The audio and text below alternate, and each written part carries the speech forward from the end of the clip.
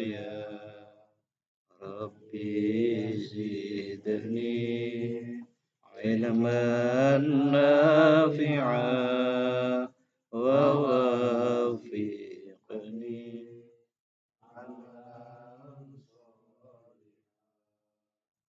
wahabli rizqan wasi'a wa tub alayya taubatan nasuha astaghfirullah rabbal baraya astaghfirullah minal khataya rabbi zidni ilman nafi'a wa wafiqni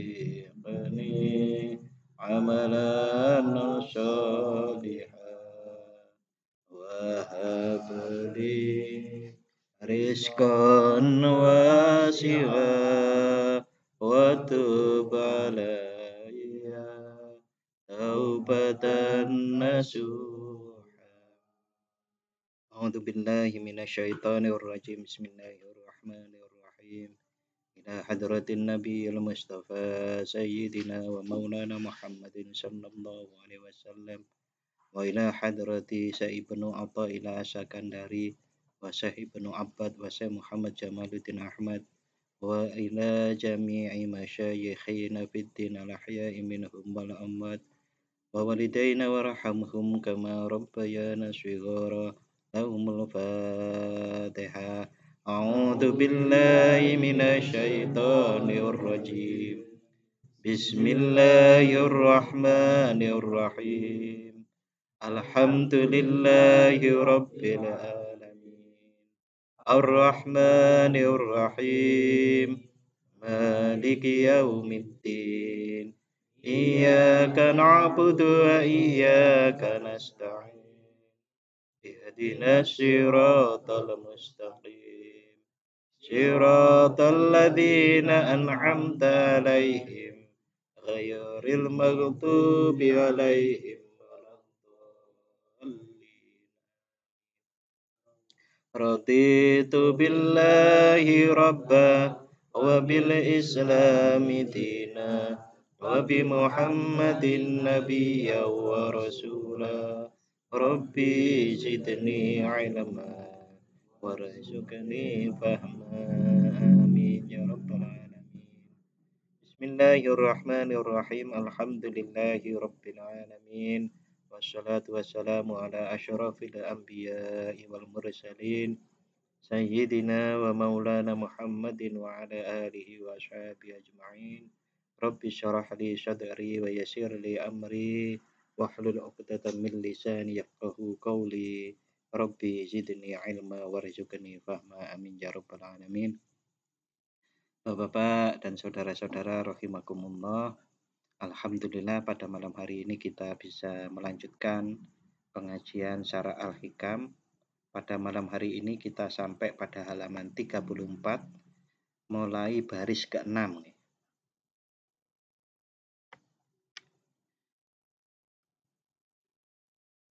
Wa qala Isa bin Dinar. Nanti sampai situ mulainya. Ini masih menjelaskan tentang hikmah yang ke-169 yang berbunyi man istaghraba ayyunkidahullahu min syahwatihi wa ayyukhrijahu min wujudi ghaflatihi faqad ista'jazal qudratal ilahiyah wa kana Allahu ala kulli syai'in muqtadira. Barang siapa yang menganggap aneh atau menganggap sulit untuk dapat diselamatkan oleh Allah dari pengaruh hawa nafsu syahwatnya atau dihindarkan dari kelalaiannya, maka berarti ia telah menganggap lemah kudrat ilahiyah atau kekuasaan Allah. Padahal Allah Maha Kuasa atas segala sesuatu. Penjelasan berikutnya, waqala Isa bin Dinar, beliau berkata, kana yuqalu ma waffaqallahu abdan ila akhirih. Saya akan menceritakan dulu siapa Isa bin Dinar. Isa bin Dinar itu adalah seorang yang hidup kemudian meninggalnya pada tahun 212 Hijriah atau 827 Masehi. Masih termasuk orang-orang pada masa awal. Beliau orang Andalusia.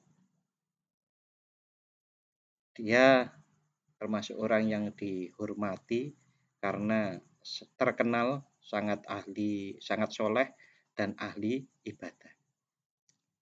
Sehingga beliau itu dikatakan sebagai tempat orang mencari ilmu yang terkemuka pada saat itu. Otoritasnya tinggi. Dia dikenal ahli hadis termasuk salah satunya.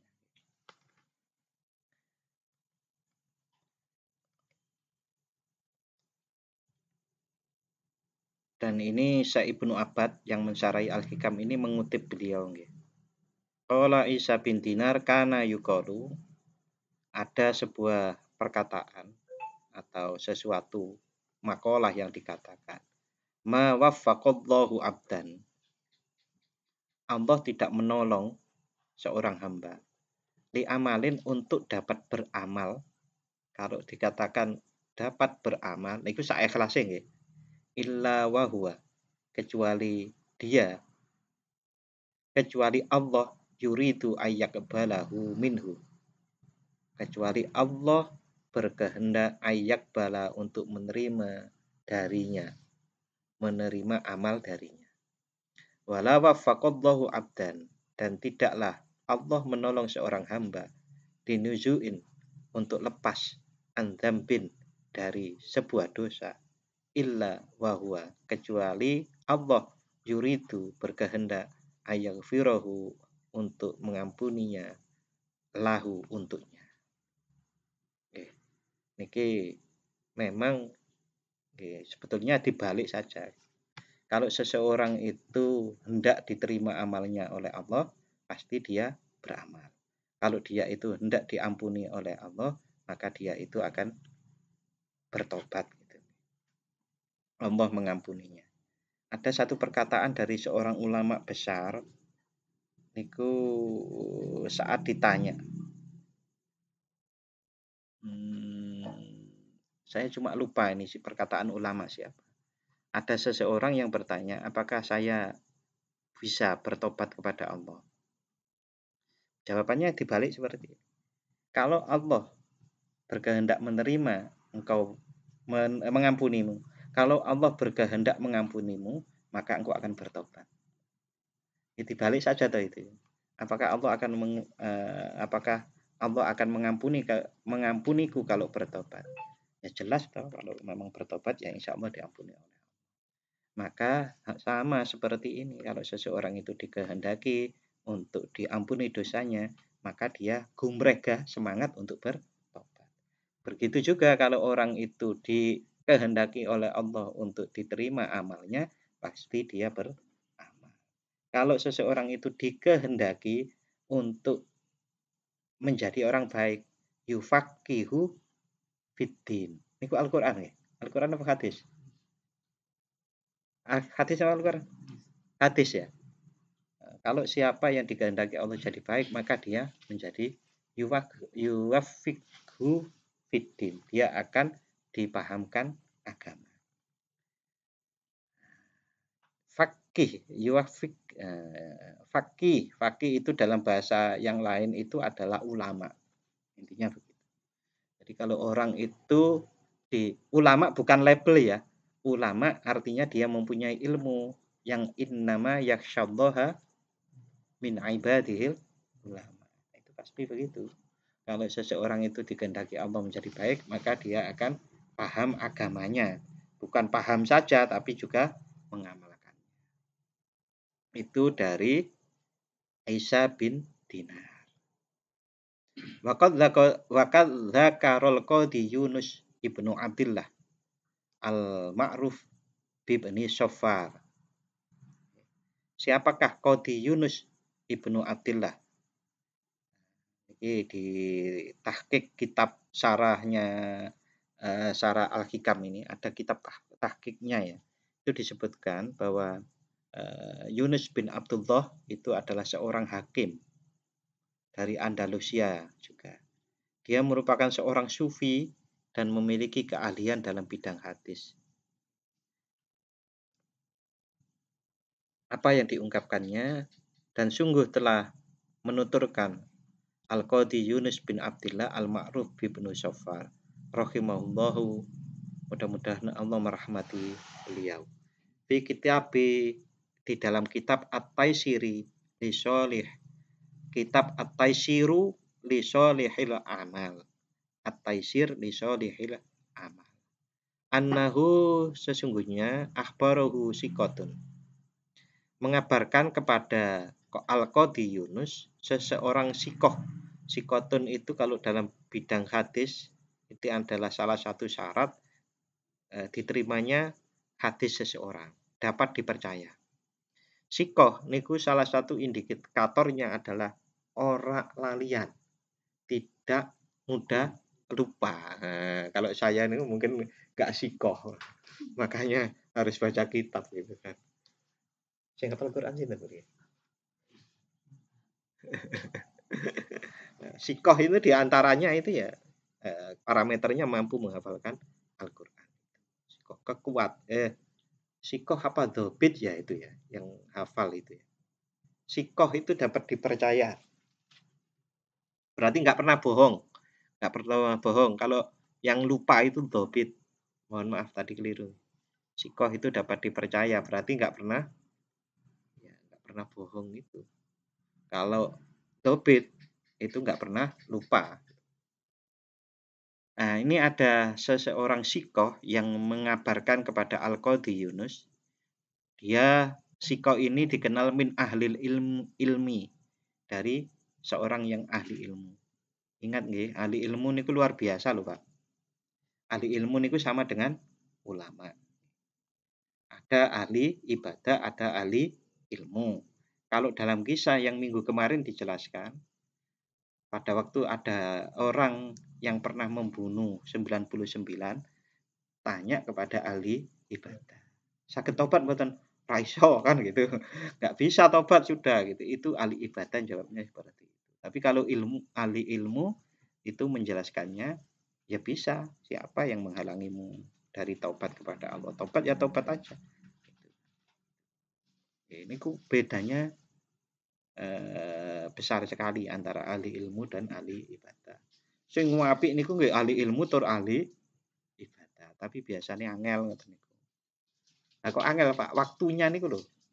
Kita waktu itu kan sama. Kalau seseorang itu ahli ibadah biasanya ya waktu untuk mutolaah, untuk tafakkur itu berkurang.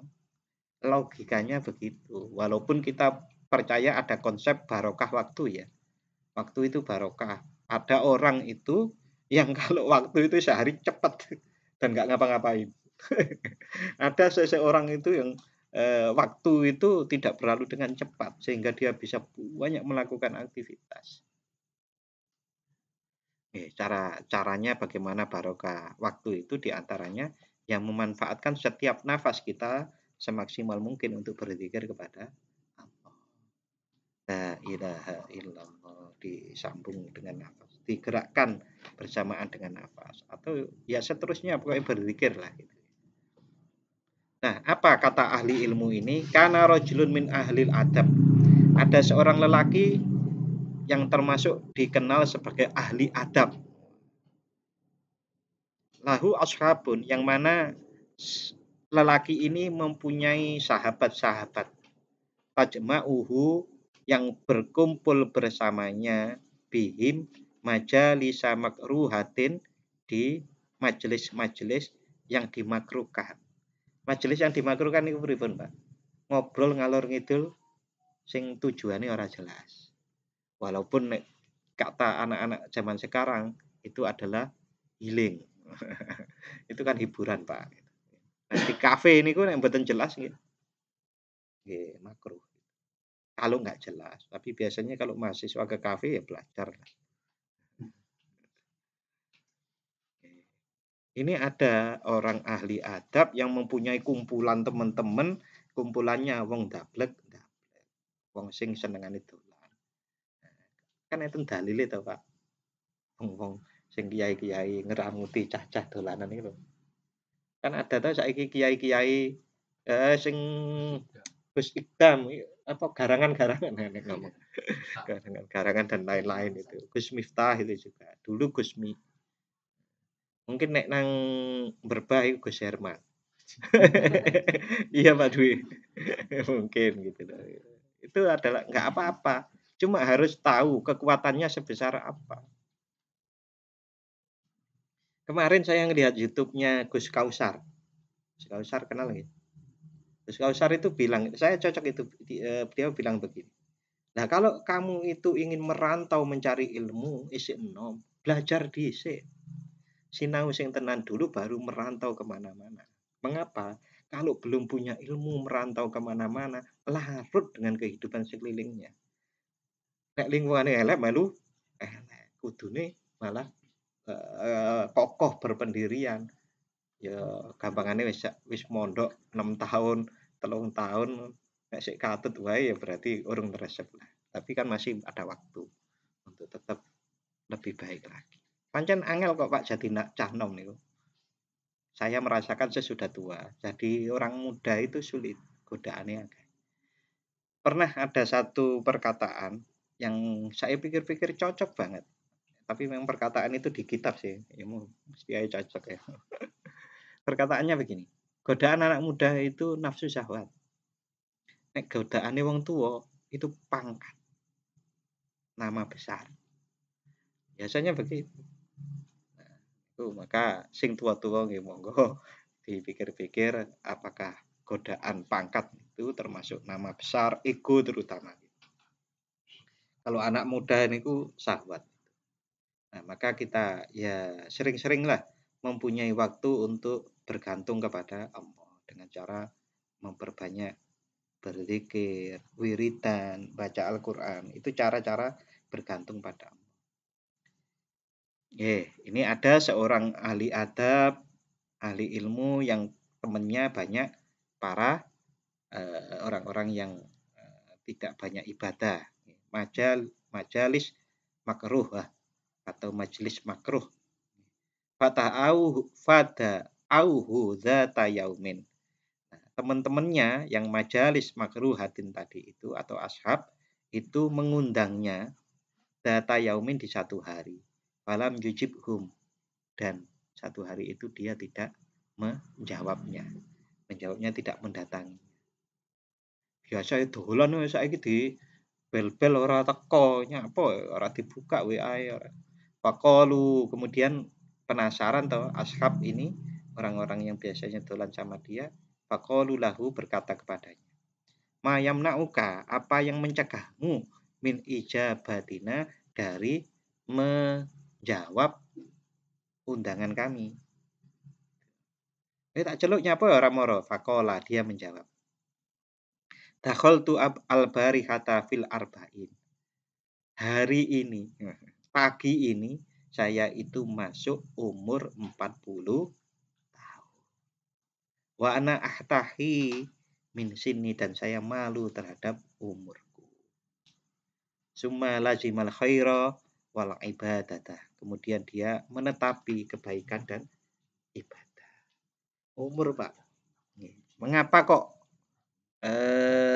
dia mengatakan malu sama umur gitu? Ada sebuah hadis bahwasannya diungkapkan oleh Imam Malik.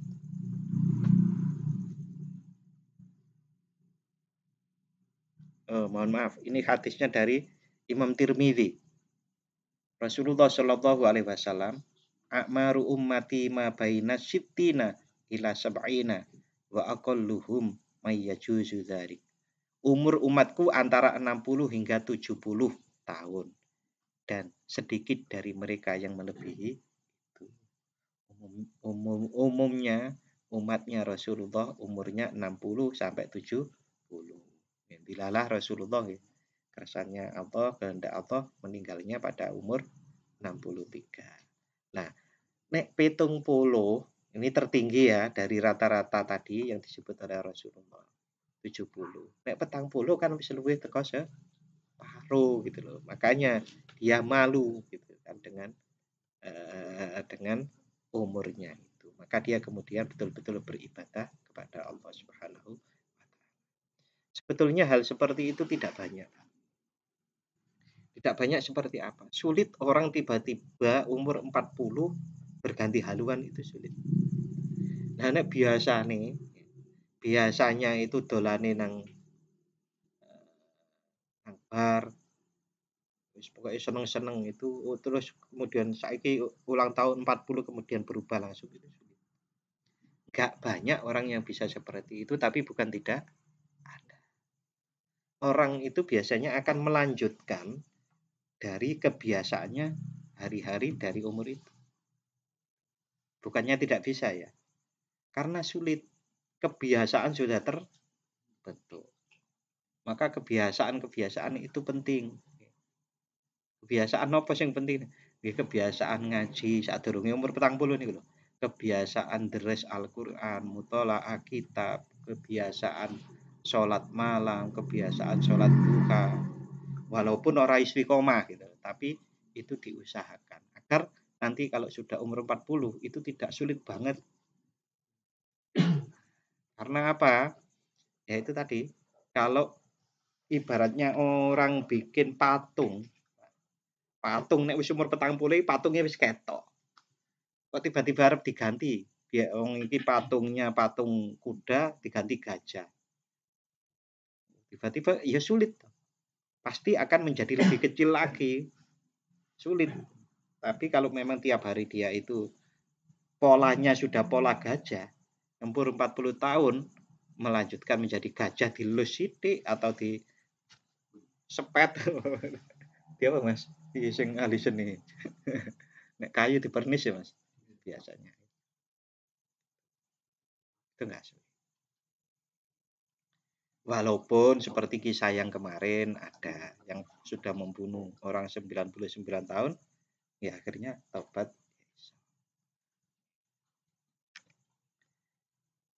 Ini berikutnya kalau di dalam Al-Qur'an itu tadi hadis ya. Dalam Al-Qur'an Quran surat Al-Ahqaf ayat 15. Yang wawassainal insana biwalidayhi ihsana. Saya baca artinya saja. Dan kami perintahkan kepada manusia agar berbuat baik kepada kedua orang tuanya. Ibunya telah mengandungnya dengan susah payah dan melahirkannya dengan susah payah. Masa mengandung sampai menyapihnya selama 30 bulan. Sehingga apabila dia anak itu telah dewasa dan umurnya mencapai 40 tahun, dia berdoa. Rabbi auzi'ni an ashkura ni'matakallati an'amta alayya wa ala walidayya wa an a'mala sholihan tardahu wa aslih li fi dzurriyyati inni tubtu ilaika wa inni minal muslimin. Itu doanya. Ya Tuhanku, berilah aku petunjuk agar aku dapat mensyukuri nikmat-Mu yang telah Engkau limpahkan kepadaku dan kepada kedua orang tuaku, dan agar aku dapat berbuat kebajikan yang Engkau ridhoi, dan berilah aku kebaikan yang akan mengalir sampai kepada anak cucuku. Sesungguhnya aku bertobat kepada Engkau, dan sungguh aku termasuk orang muslim.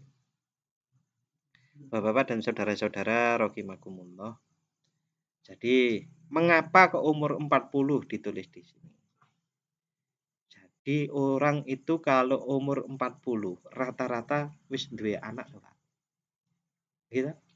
Rata-rata umur 30, umur 40 apalagi punya. Nek umur dia itu nikahnya umur 20, zaman dhisik terutama. Maka anaknya sudah mau menikah toh. Saat itulah orang sudah tahu rasanya menjadi bapak, menjadi ibu, wis nyekolahke, didik sampai siap untuk diambil oleh orang lain jadi keluarga baru. Saat seperti itu, yang jomblo-jomblo pasti belum merasakan. Orang itu ngerti perjuangan seorang bapak kalau sudah jadi bapak. Ngerti, merasakan ini jadi bapak. Gitu Mas Dwi. Ngerti. Nah, saat seperti itu, seorang ibu juga begitu, ngerti bagaimana beratnya jadi seorang ibu kalau dia sudah jadi.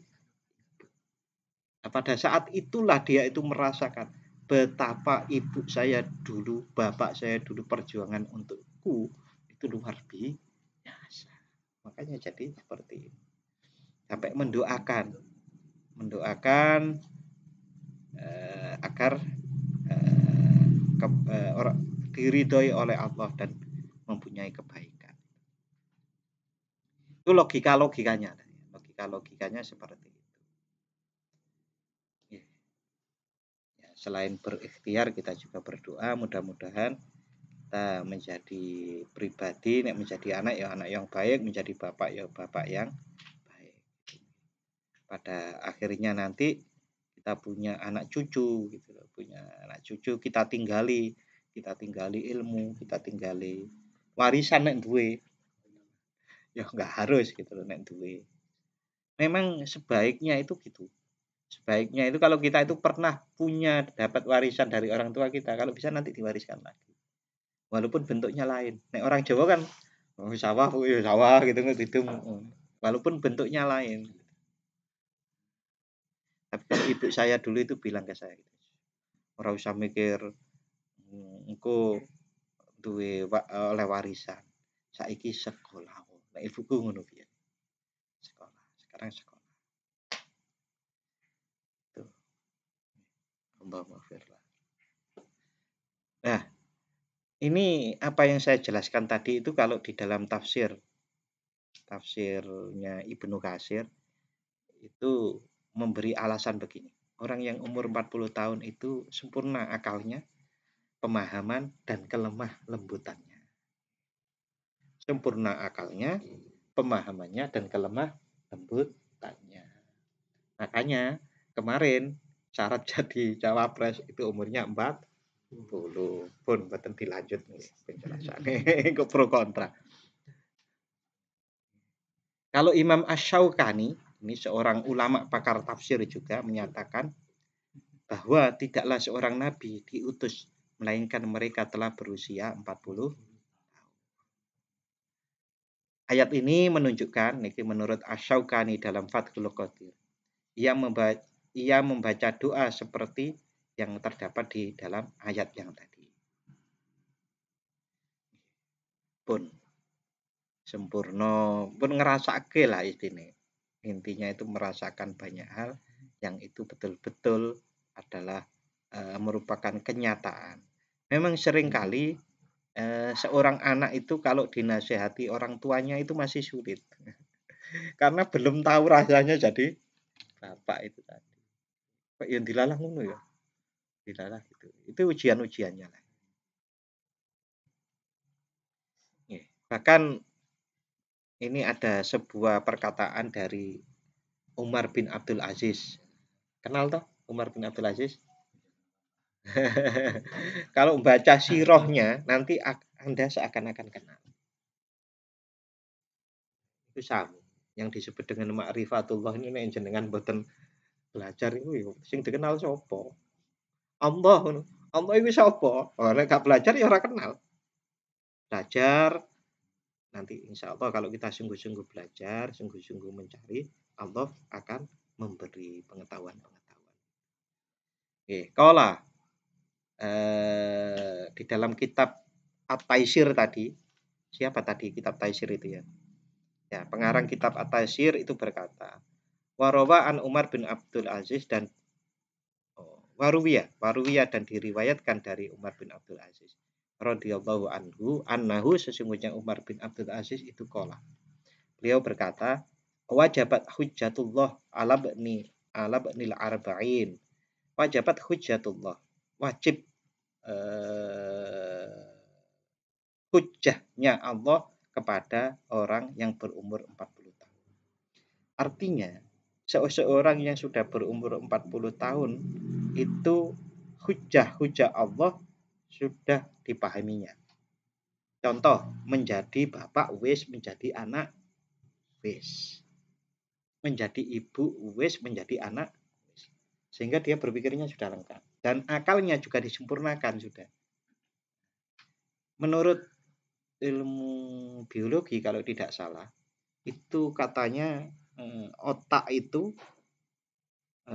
tempurung otak itu memang sudah tidak berkembang lagi. Tempurungnya gitu. Sehingga yang sini tuh sudah baku kalau umur 40 tahun.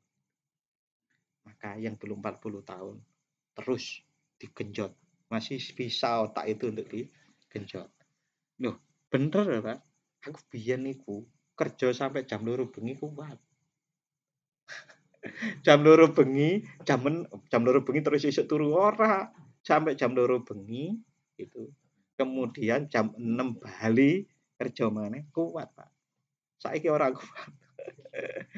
Kuat menang itu. Ya wis daripada loro sakit-sakit ya itu. Kalau ada waktunya alarmnya bunyi, alarm saya bunyi itu di antaranya jenengan sering lihat sebetulnya. Kalau bersin-bersin itu sudah berarti saya sudah harus istirahat. Walaupun kadang kita paksa gitu ya. Ngeyel. Nah, hujatullah di sini itu dalil-dalil Allah untuk apa? Ya untuk bahwasannya menegaskan bahwa dirimu itu kawula duwe pangeran. Intinya di situ. Di antaranya yang lain adalah apa? Fisik yang mulai berkurang. Gigi mulai sakit. Kaki mulai kesemutan. Macam-macam. Nah, maka yang muda kalau terbiasa olahraga, kalau ini naik gunung, itu bagus sebetulnya untuk terus di kebiasaan itu. Ya itu tadi, dulu saya itu nggak pernah olahraga, sampai sekarang pun mau berubah olahraga ya sulit. Sulit beda. Ya olahraga yang ngiras-ngiras, resik-resik sepeda, resik-resik mobil dan seterusnya itu wis minangka gerak gitu. Nah sekarang itu saya sering kalau di kampus, saya di kampus itu sering tidak menggunakan lift. Walaupun rasanya cukup apa ini 2 lantai, 3 lantai ya, pelan-pelan. Nopo? Ya gantine olahraga. Mbok menawa iso.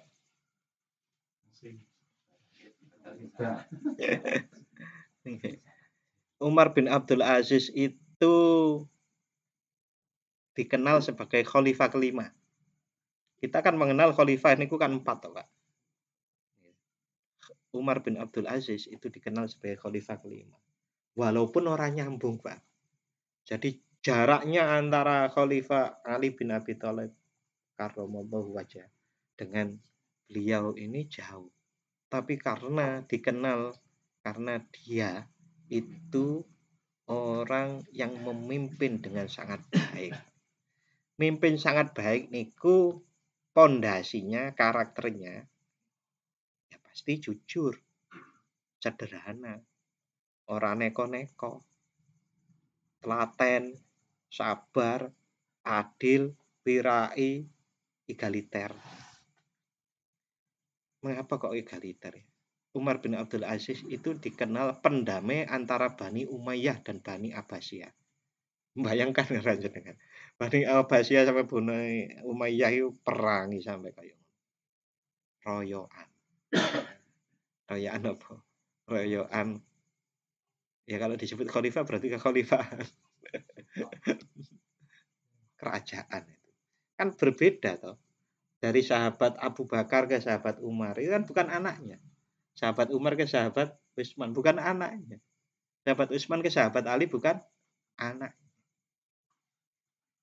Nah ini Bani Umayyah itu kan anak neka anak ya.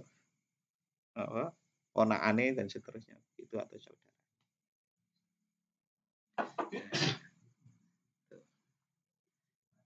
Nah, Umar bin Abdul Aziz itu menyudahi konflik antara Bani Umayyah dan Bani Abbasiyah. Di antara yang paling terlihat itu adalah melarang mencaci maki dari atas mimbar. Jadi zamannya Umayyah, Bani Umayyah itu, sing khotib itu wajib mencaci maki sahabat Ali bin Abi Thalib. Ngeri ta Pak dibiyen. Ngeri Pak. Dan Umar bin Abdul Aziz lah yang melarang itu. Dilarang pokoknya mencaci maki siapapun. Niku luar biasa loh Pak. Itu berlangsung mulai dari Muawiyah, Yazid bin Muawiyah dan seterusnya itu. Ya, kadang-kadang kalau berbicara seperti ini itu ketok yo wong apik iku dari sithik banget dari dulu itu gitu. Orang akeh sing apik gitu. Dari dulu yang namanya orang apik itu minoritas. Ya, saat ini jujur-jujuran. Wong Indonesia mayoritas Islam. Katakanlah ya, syukur menyebut aja. Orang Islam 200 juta di Indonesia ini. Sing sholat kira-kira sing sholat loh Pak. Iku belum sholat sing khusyuk loh. Sholat sing khusyuk iku ana separuhe. Sholat sing khusyuk itu mungkin. Dari dulu itu wong apik itu memang jarang. Minoritas. Seperti piramida itu. Nek wong apik itu kan berarti wis nang dhuwur cilik ngono. Itu Umar bin Abdul Aziz. Tapi ora suwe Pak dadi khalifah. Mung 3 tahun. 3 tahun. Nek dari tahunnya itu 3 tahun ya. Mungkin nek bulan piro mungkin ya 2 tahun. Aja-aja kayak Gus Dur ya. Gus Dur itu pirang tahun nih? 2,1 atau 2,3 gitu tahun. Berikutnya wadakaro fihi aidon. Dan kemudian dituturkan di dalam kitab yang At-Taisir tadi. An Mughais bin Sami, dari Mughais bin Sami. Qala, beliau berkata, kana rajulun min Bani Israel, ada seorang laki-laki dari Bani Israel. Ya'malu bil khotoya, yang berbuat kesalahan. Jadi ya wis gampangane nek jaman saiki wong sakarepe dhewe gitu loh. Babai nama suatu hari huwa yasiru, dia berjalan data yaumin, di satu hari, dakaro masalah, dituturkan dakaro masalah. Dzukira masalah, yang dituturkan atau diingatkan perbuatan-perbuatan yang telah lalu min amalihi. Faqala, kemudian dia berkata, ingat masa lalunya penuh dosa, gitu. Intinya begitu. Kemudian berkata, ya Allah, Allahumma ghufranak, ampunilah, aku butuh pengampunanmu. Intinya begitu. Allahumma ghufranak, ya Allah, aku butuh pengampunan. Fama ta'ala dzalik kalhal, kemudian dia mati dalam keadaan mendendangkan atau berharap atas ampunan Allah. Faghufira lahu, kemudian diampuni untuknya. Nek mau kritis, Pak. Nek mau kritis. Kok ngerti nek diampuni Gusti Allah, kan ngoten to? Nggih, karena kepercayaan terhadap yang meriwayatkan itu. Yang meriwayatkan itu biasanya dikenal orang baik. Kalau kita mau kritis, ya diampuni atau tidak, mungkin bisa juga dilihat dari tanda-tanda kematiannya. Tanda-tanda kematian orang baik dengan orang jelek kan biasanya lain, Pak. Lainnya apa, Pak? Jenengan sing biasa cedak orang mau meninggal akan tahu. Satu. Yang kedua, yang biasanya ngeduk dan menguburkan sampai ke liang lahat biasanya akan tahu. Yang ketiga, iki sing paling angel ilmu iki. Alam itu akan merespon tiap orang meninggal.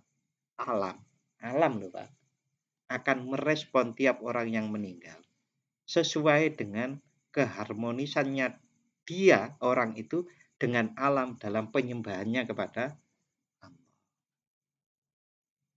Nek biasa alam itu kan nggak pernah durhaka kepada Allah, Pak. Gitu? Masa ono kelompok durhaka pada Gusti Allah, batu nggak ada. Sing iso durhaka itu mung jin karo manusia, sama satu lagi ya setan iblis itu kan. Yang masih punya pilihan kan dua ini, jin dan manusia. Saat manusia meninggal, yang dia tidak harmonis selama ini dengan alam dalam penyembahannya kepada Allah, maka alamnya bergejolak. Seperti kita punya batu, batu itu kita lampar ke danau, cemplung, maka danaunya punya riak atau Pak? Bergelombang, riak-riak air itu gelombang. Semakin gak cocok, berarti koyok semakin koyok waktu gede pelung gelombangnya. Itu kalau menjenengan mau ngamati itu ada orang meninggal ya. Itu alam kayak apa? Ada alam itu sedih, ada alam itu marah. Ini jenengan rasakan. Ya piye Pak belajar ya diamati. Diamati. Diamati itu pripun? Seperti kalau jenengan belajar ilmiah dulu itu kan pengamatan berulang. Wis ping 3 ya wis. Ya 3 kali kok ditolaki cewek, introspeksi dong. Enggak pernah ya, Is ya? Enggak pernah. Enggak pernah nembung masalahnya. Nah, itu begitu. Harus introspeksi. Saya dulu itu begitu, Is. Sampai kemudian karena pengalaman saya nembung mesti ditolak gitu, beberapa kali, ya sudah. Saya minta ke pesantren. Minta dicarikan langsung loro wae pilihan istikharah saya. Nah, penting itu istikharahnya. Nggih. Ini tadi Muhais. Dia orang dari Bani Israel itu kemudian meninggal dalam keadaan itu.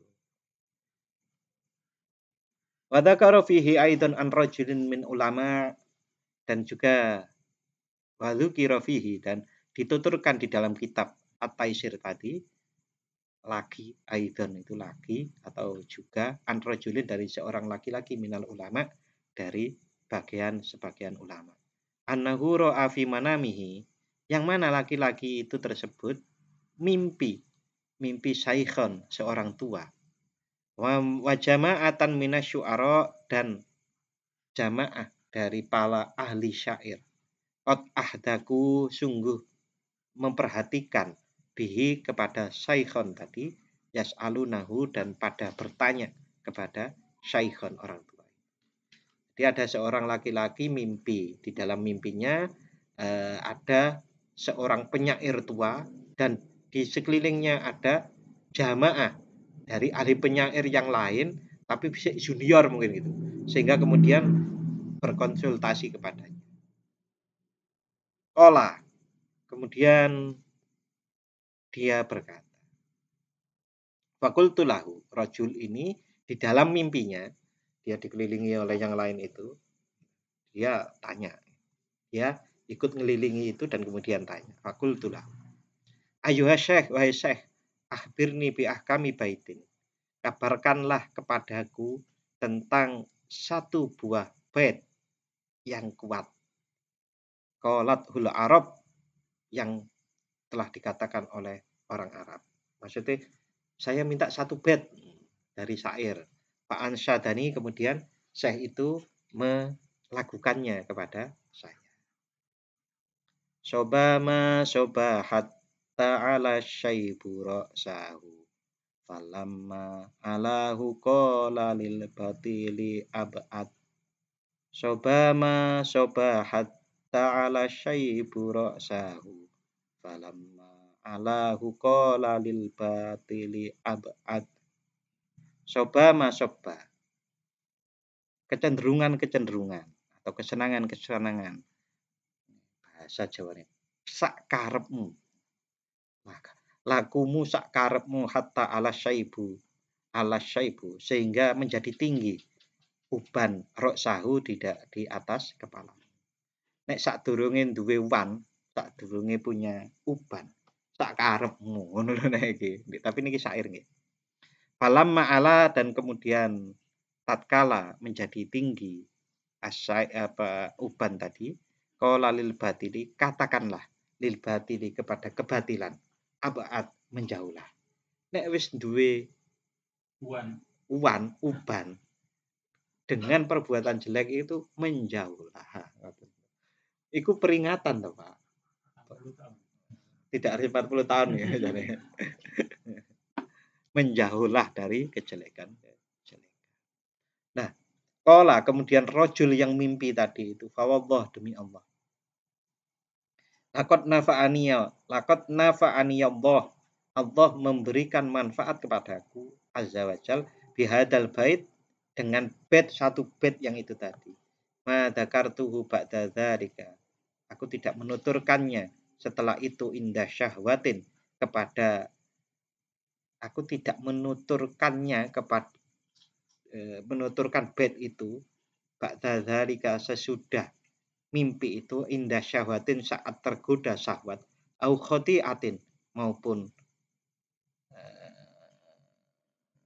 terpeleset pada kesalahan illar tada'tu anha kecuali aku menjadi dredeg anha dari syahwat dan khotiah wa arju dan aku berharap Allah yufarikoni untuk aku tidak dipisahkan al intifa'u dengan kemanfaatan dengan bed tadi. Ma begitu selagi aku masih hidup insyaallah taala. Jadi dia mengatakan sesudah saya dapat satu bed itu, aku itu kalau ngelakoni terseret oleh syahwatku maupun melakukan kesalahan, aku derdeg banget. Sehingga kemudian itu bermanfaat kepadaku. Krono derdeg gitu loh, Pak. Kemudian ya wis aja dilakoni maneh.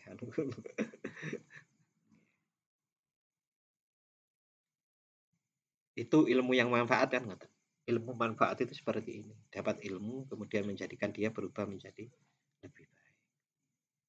Ya, berikutnya wafil kitabil madkur dan di dalam kitab yang dituturkan itu hikayatun ada hikayat cerita-cerita mustahsanatun yang bagus-bagus bihadal makna yang sama dengan makna ini.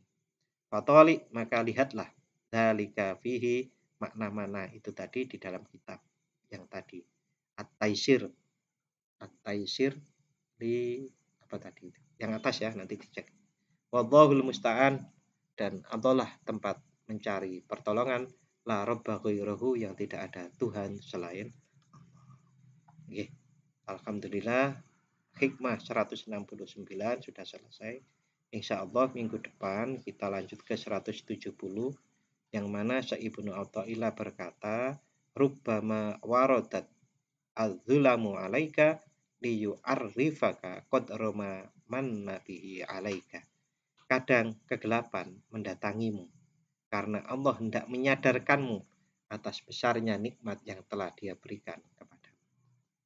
Itu hikmah ahkam begitu. Insyaallah minggu depan kita bahas. Itu kalau sama dengan kita itu yang biasa kita lakukan.